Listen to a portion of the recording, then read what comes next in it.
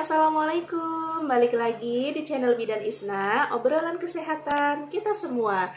Di video ini aku mau bahas tanda-tanda atau ciri-ciri dari masa subur agar program hamil kamu segera berhasil.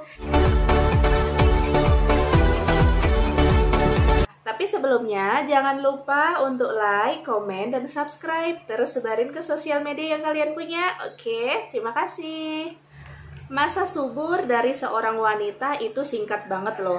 Jadi, masa subur atau ovulasi itu ketika sel telur wanita dilepaskan dari ovarium dan siap dibuahi oleh sel sperma.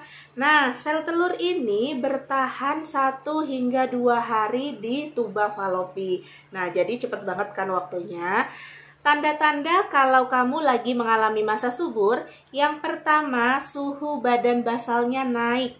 Suhu badan basal artinya suhu badan kamu saat bangun tidur dan belum melakukan aktivitas apapun.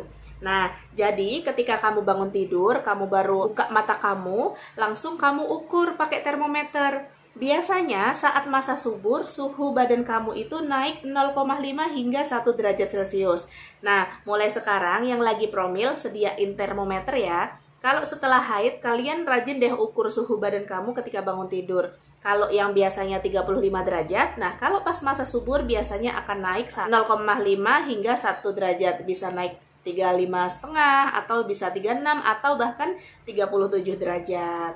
Tanda yang kedua, lendir serviks kamu itu lebih mulur, jernih, dan kokoh kayak putih telur. Persis banget kayak putih telur. Jadi kalau lendir serviks kamu itu kamu mulurin kayak gini, itu bisa mulurnya bisa panjang banget gitu loh, bisa segini kayak gitu kan. Nah, itu tandanya kamu lagi mengalami masa subur. Lendir serviks itu berubah-ubah. Biasanya saat kita mau menstruasi, lendir serviks itu kental seperti ingus putih kayak gitu. Kemudian ketika kita sudah selesai haid, biasanya dia agak menggumpal. Kemudian pada saat kita masa subur, lendir serviks itu bening, jernih, mulur seperti putih telur. Kamu bisa mengecek lendir serviks kamu ketika bangun tidur itu tadi, sudah diukur suhunya, kemudian ke kamar mandi, cek deh pakai tangan kamu. Nah, dia mulur sekitaran 10 cm, berarti kamu lagi masa subur. Dan tanda yang ketiga, kalau kamu lagi subur, libido seksualnya meningkat. Jadi ada rasa keinginan untuk berhubungan seksual kayak gitu ya.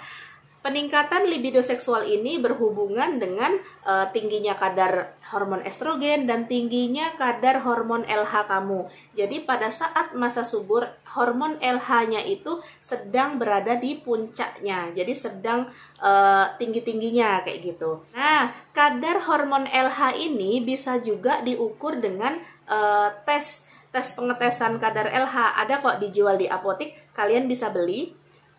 Untuk mengetahui atau untuk membantu memastikan bahwa saat itu kalian masa subur.